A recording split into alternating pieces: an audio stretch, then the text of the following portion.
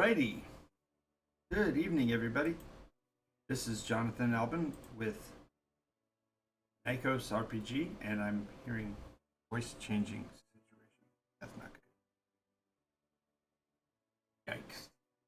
Somehow my voice activated software is changing my voice. So let me go and shut that off. Alrighty. There we go. So, welcome to NycosRPG and to Session Zero Chronicles. I'm your host, Jonathan Albin, and today we are going to be speaking about Nykos's Grund population. So, the Session Zero Chronicles are a series that I put together for the express purpose of sharing with you all the methodology for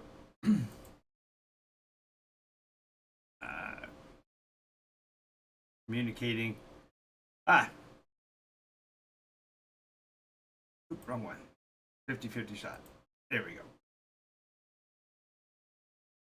So the Chronicles are the basic concept of how Nykos RPGs are run, with the specifics of information that you would need to know in order to play the game. A Session Zero generally is an event or a time period that occurs before a game series begins and allows the participants to get a handle on where they are as far as which characters they're going to play, what persona they're going to play, what the theme is, what the flavor is, and such like. Well, the world of Nykos is rather expansive, and the amount of information that you would want to have in order to get started would be considerable if you didn't have access to a Session Zero.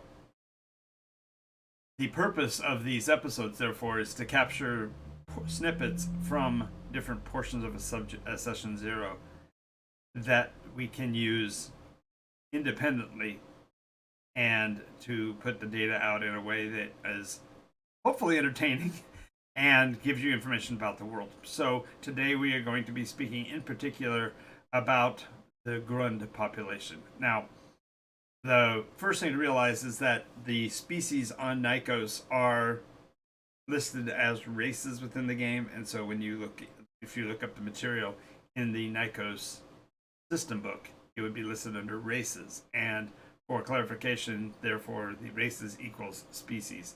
So in this case, we are speaking of the Grund as a portion of the population that collectively is known as Grundum. The term Grundum is a direct replacement, if you will, of the concept of the dwarf. The concept of the fictional mountainous race of beings that are particularly suited to things like mining and architecture and the like.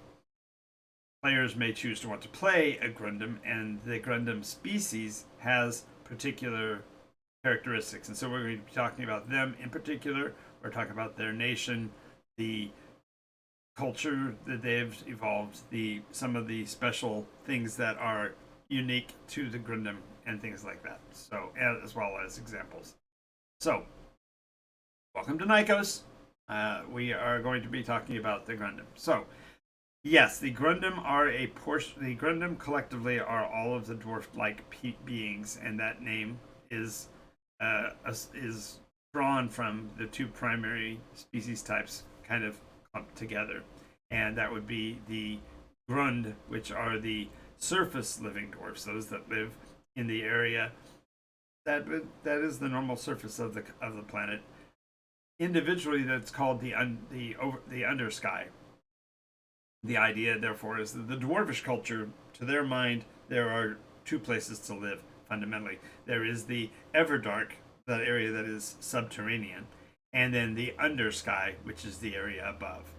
So the Grund in particular are those dwarves that live in the surface areas of Nykos. Now, my video hasn't been very kind to me as far as being able to show you the book, but the Dark Shards manual does include all the details of the species, and so if you were to play a Grundim, you would have the Grund in particular, you would have a series of identifying marks, and these are characteristics that the dwarves with the Grund would have, and are particularly suited to their occupational lifestyle on the surface of Nikos.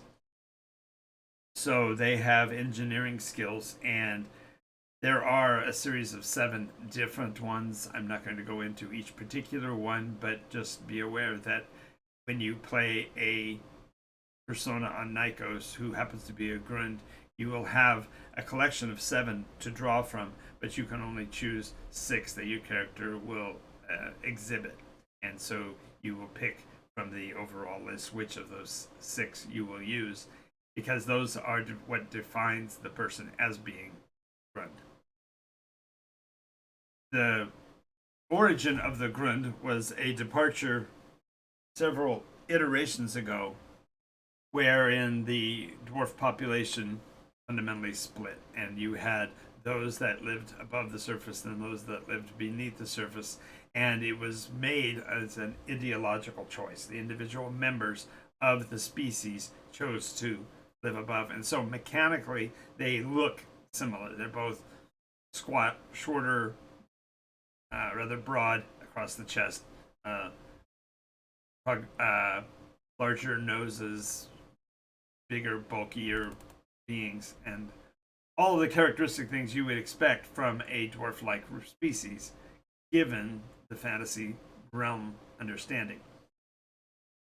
Their origins date all the way back to the origins of the world of Nikos, back to the first iteration, and in every iteration thereafter, there has been a Grundim population, and initially they were all fundamentally living beneath the mountain. And as I said, in the between the second and third iteration, the population split. Now, mechanically, that was caused because Dungeons and Dragons started to define the difference between a hill dwarf and a mountain dwarf, and to make that make sense in the context of my fantasy realm, they became 2 separate species along that ideological line.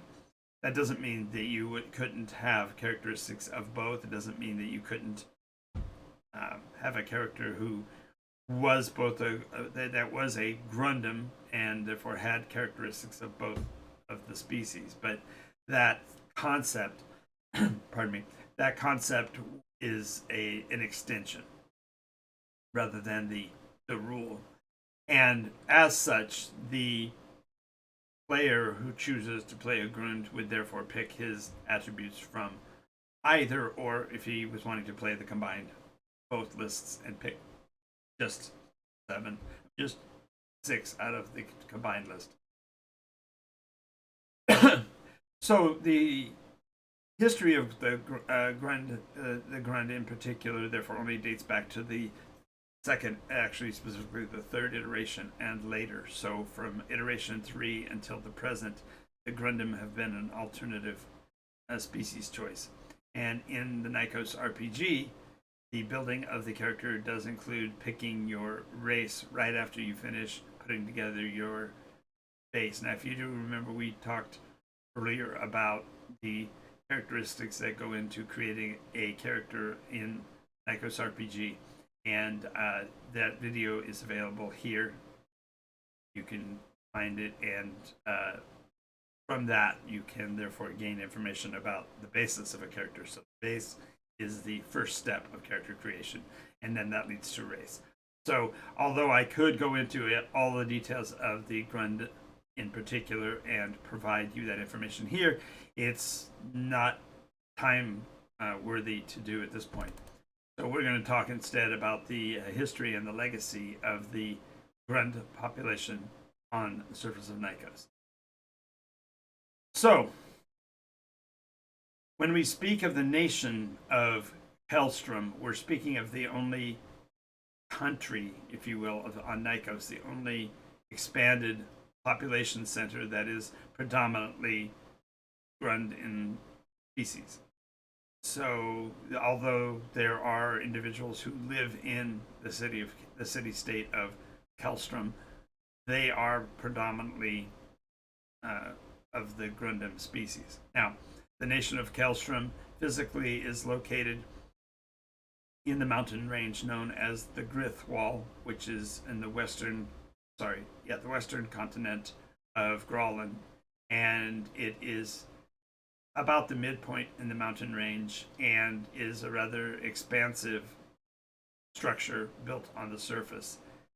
It utilizes many of the hallmarks of Grundim architecture: blocky, solid buildings, extreme detail, and precise engineering, so that they are physically a marvel to behold and cover a combined surface area of several square miles spread over a few mountains in the middle of the range. This nation of Kellstrom has, if you will, developed only in the last iteration. Previously, the Grund population had been spread across all three continents and in very small numbers.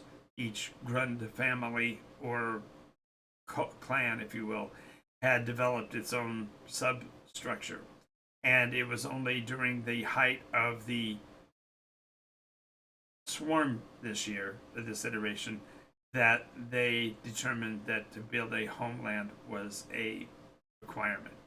And as it is, they took over a place that had been an outward extension of the Grimm population, which in the sixth and seventh iteration was known as Homo habilitatus. And there's a story behind that. But they took over that facility and expanded to take over virtually that entire mountain valley for their homeland. And the population growth was organic. It wasn't an orchestrated contact the Grund and tell them to come home. Instead, it was awareness of the development and then the desire to be around kinsmen that drew them to this place. The area of Kellstrom is somewhat isolated because of its positioning deep in the Grithwall Mountains, but it also is the extension of an isolationist attitude that the Grundim collectively have always had. In other words, dwarves have always been rather secretive and separate in their global culture, but only in this iteration has there been a specific location associated with them. And the city-state of Kellstrom is actually broken into 6 regions. They're fundamentally sub-cities that identify with the different cultural identities that the Grund have taken on. And there's more detail on that coming up in a video on the nation of Kellstrom in particular. But I just wanted to give you an idea of where they're located and what their focus is. Now, when we talk about the species Grund, we also need to talk about what they contribute to culture. And one of the things they have developed is the concept of the storm seers. And although a storm seer can be of any species, the training is done within the kingdom of Kellstrom, and it is actually a work of historical nature in that they study the histories of the past, in particular of the 8th iteration, and seek for knowledge about the storms of Nykos that were so endemic in the 8th iteration. So they are historians that focus on a specific time. As they've done this, though, their skills have allowed them to start gathering information on prediction, because the storms they discovered were always associated with some kind of temporal disturbance, some change in the chronological timeline near the centers of these rather considerable storms. And although a storm, by definition, can be as small as centered on a specific home or farmland area, it could be as large as a small city, or even a large one for that matter. So the storm seers became knowledgeable about fortune telling and the future and predictions. The arrival of, or the presence of stars in the sky in this iteration has also caused them to be very interested in the astrology of Nikos, which is a brand new concept. They had never considered it because there was no way to watch the progression of stars, and now there is. And this has led them to be known individually as weathermen, not as in meteorological weather, but instead of decision matrices and the way people make decisions. And so they can project and predict to a lesser or greater extent, depending on the dedication and the amount of homework they've done. They can actually project or predict the actions of not only individuals, but of entire countries. So these weathermen have then, from Hailstrom, begun to disseminate to the various cities for the purpose of generating revenue by offering advice. And these weathermen are found in nearly every major population center on Nikos, but they're not necessarily a fixture there. They only simply occupy and work from those locations. So a player character could, although it's not a class, there's no stipulations on your backgrounds, but if you have an interest in this kind of character prognostication capability, then the weatherman might be an option that you want to consider in a Nikos story. So when we look at the Grund population, we need to also talk about some particular notable archetypes or notable personalities that existed in the past. And in the fourth iteration, there was an individual Grund by the name of Klondike Stormfist. Now, he lived in a time where the Grundim were collectively embraced. They did not have a dispersion to working across the lines. And so therefore, Klondike's life, although it was predominantly in the undersky, he was fairly well versed in the occupation and the operations of the Grundim population in the Underdark. This Klondike character was one of the champions of the age and was noted in particular for creating a unit known as the Dogs of War, which we'll be speaking of in a moment. But the idea is that he created the concept of a non-governmental organization that was precipitously designed to undermine national or governmental processes and to fundamentally break the plans of the powerful. His exploits are extensive, and he is one of the few avatars who has been active within the iterations from his passing to the present, and there is even the possibility in the ninth iteration to engage with or communicate with the avatar, if you will, of Klondike, even in this era. So when we talk about his operation, he created the Dogs of War, and the Dogs of War was one of the original named games groups. In early versions of role-playing games, there weren't any focuses on the very concept of a band of travelers collectively, intentionally going from place to place as treasure seekers.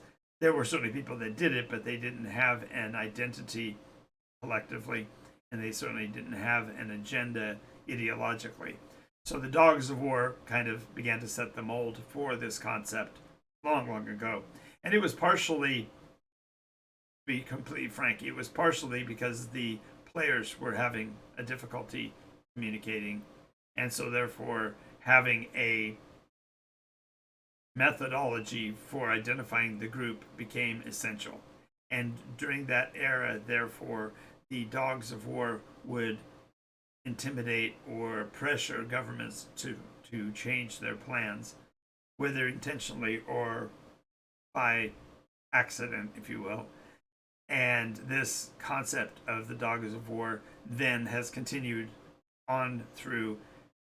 In the 8th iteration, for example, there was an organization known as the Revised Dogs of War, which was a paraphrased version that players had taken on concerning their actions because they were trying to emulate what the Dogs of War had accomplished in a much earlier age.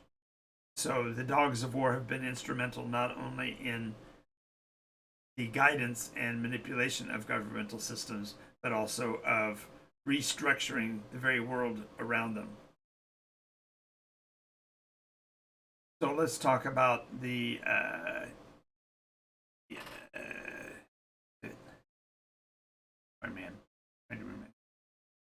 yes, the first overturn. This occurred in the beginning of the 5th iteration, wherein the players determined that the Dogs of War were antithetical to the progression of the timeline, and therefore they turned over the concept of the Dogs of War and actually hunted. So it was literally a campaign of player characters hunting other player character groups for the express reason of eliminating them as a threat to governmental systems. And this overturn, therefore, created an entire new wave of adventuring group structures.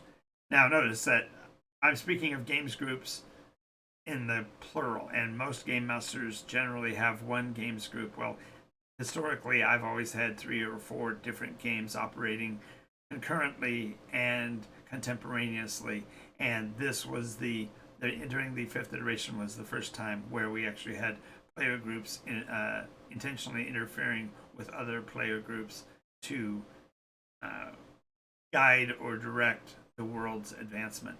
And ironically, the 5th iteration is the one iteration that the core storyline arc, the grand arc, was virtually ignored, and therefore the conclusion of it was not favorable to games groups.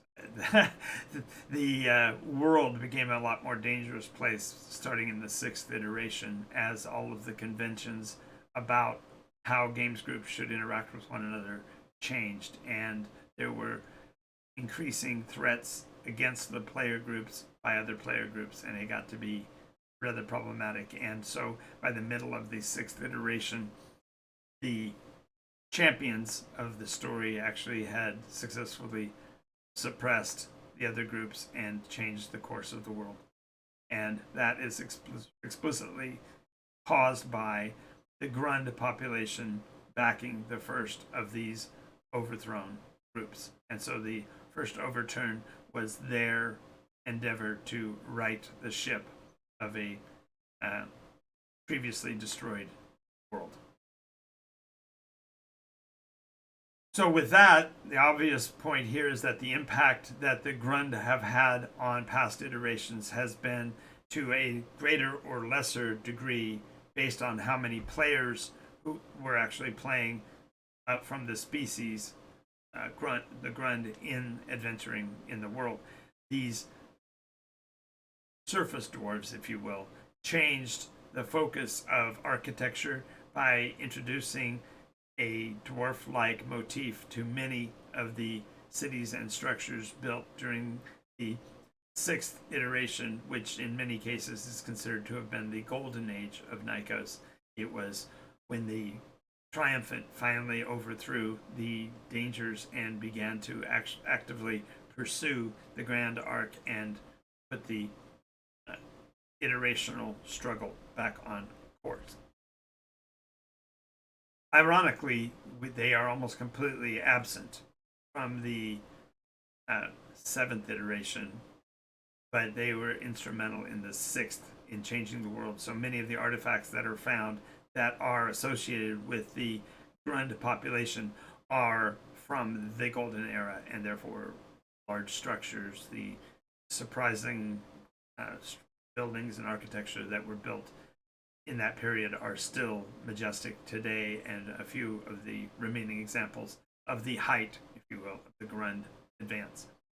Now, in the 9th iteration, with the development of Kelstrom, there may be radical changes in the future from the standpoint of the Grund, and therefore a player coming into this is coming in at a point of optimism and explosive growth. The population of the Grund is more than likely going to be enhanced because of these changes and this willingness to embrace this new found love of the surface. And I would say that the most important iterational change that's occurring is that the Grund actually are actively trying to embrace their ancient culture and at the same time make a stronger bond with their brethren in the Everdark.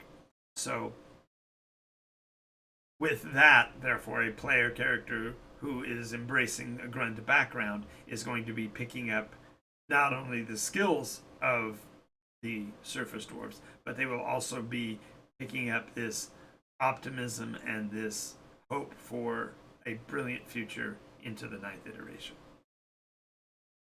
So I accomplished this presentation surprisingly faster than I expected.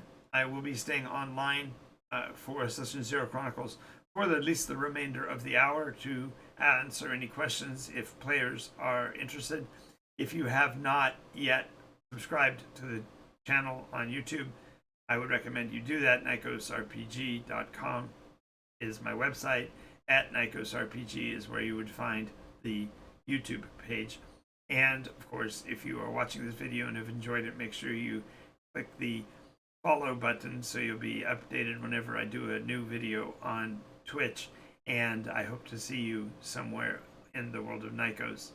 Thank you very much. And I'm Jonathan Albin with the Session Zero Chronicles. Alrighty, so now that I've concluded, if there are any individuals in the chat room or in the environment in general that want to add in any commentary, feel free to make any posts into the chat and I will respond to them. I anticipate being here for the remainder of the half hour, but if we don't have a lot of communication, particularly, I may sign off early. But I'm definitely here for you if you've got something you would like to ask.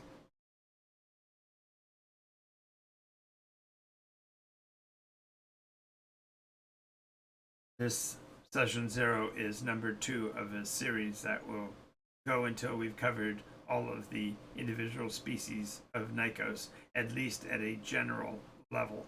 So, for example, in the case of the SecGen or Second Genesis, instead of doing an entire episode on all of them, because they are rather numerous, we will be breaking them just down into 2 like we've done with the Grundim here.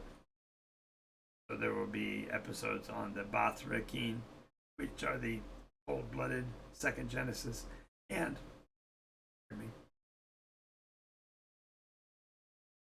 on the Morrowind, which are the warm-blooded Second Genesis. Have that to look for. Well, it does seem that I'm going to go ahead, because my throat's now dry. I'm going to go ahead and take the break now, and I will be, wow. Emergency, does there, yeah. Okay. So we will be returning at 11 o'clock for the Game Masters Soapbox edition.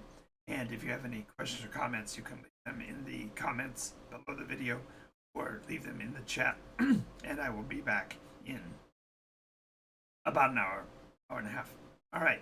Thank you. Have a great day, everybody. This is Jonathan Albin with NycosRPG.